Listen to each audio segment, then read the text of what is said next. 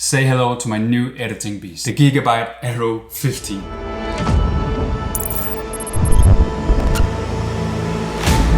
With a GeForce RTX monster of a graphics card, 30 gigabytes of RAM, and an insane beautiful 4K OLED screen.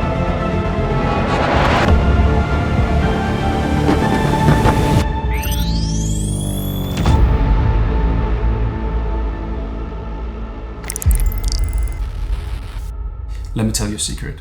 Come closer. A little bit closer. This is not a nerdy tech video that goes into the depth of what this computer is about and what it has inside. I am just not the right person for that stuff. But I want to tell you about my experiences with this computer and what I've been able to actually do with it. Some people are starting to ask me what camera gear and stuff I use to shoot my videos and take my photos. And yes, of course, the camera is very important to take photos and make videos, but in my opinion, it's not the most important thing. Before I got this camera, the Sony a7 III, I used my phone to make videos and take photos with. Casey Neistat has a saying that the best camera you have is the one you have on you. Always use the very best camera you have at your disposal.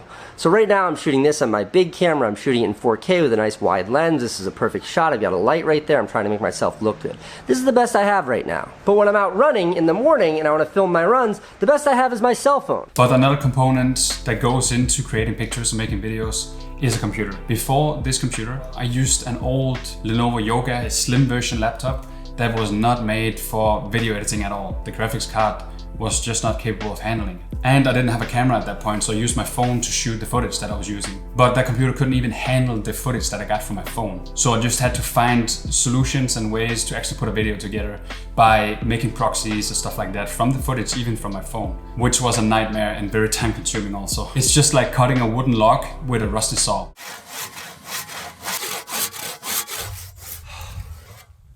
Or an iron pipe with hand power.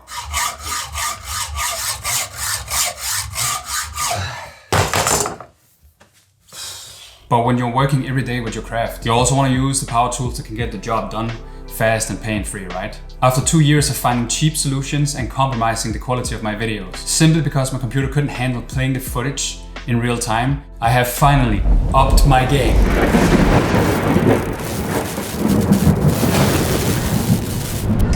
So yeah, I finally did it, invested in my craft and the gear that I'm using. Instead of using that rusty handheld saw, I now upgraded to the power tools needed.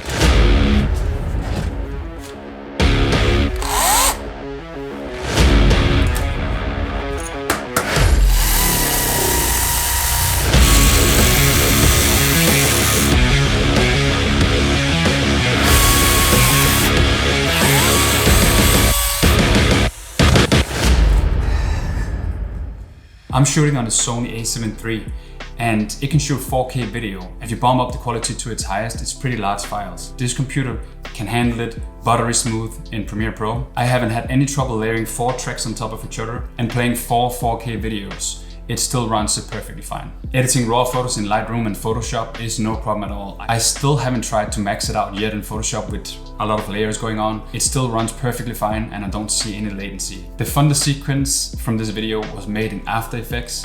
Of course, it was starting to cough a little bit in After Effects because it's a super heavy software. It still exported it out perfectly fine without trouble. My old computer couldn't even open After Effects. I couldn't even open up After Effects on the old computer. Oh, It's so great to color grade on because you can really see the depth of an image or the video. The blacks are totally black and the whites are totally white, and it just fills out the spectrum in between so well. So if you are working with photos or video, I definitely recommend this computer because of the screens. The Gigabyte computer rendered out this video in only 14 minutes. I just wanted to try and render out this video on my old computer as well, and it took 1 hour and 22 minutes. So that is a big difference, especially if you're making a lot of videos. Let's say you're making 3, 4, 5 videos a week. You can definitely minimize your time a lot and then have a way faster workflow just by the render time. Thank you so much for watching. I know it's not the deepest tech video. I just wanted to share my experience with this laptop, and I cannot wait to dive in deeper and make bigger projects. This is gonna make it possible for me to push myself way further. It's time to stop running around in a mad search for answers and have solutions. Keep grinding and keep learning new skills and putting in the hours to grow and make better videos. So now, there's simply no excuses anymore.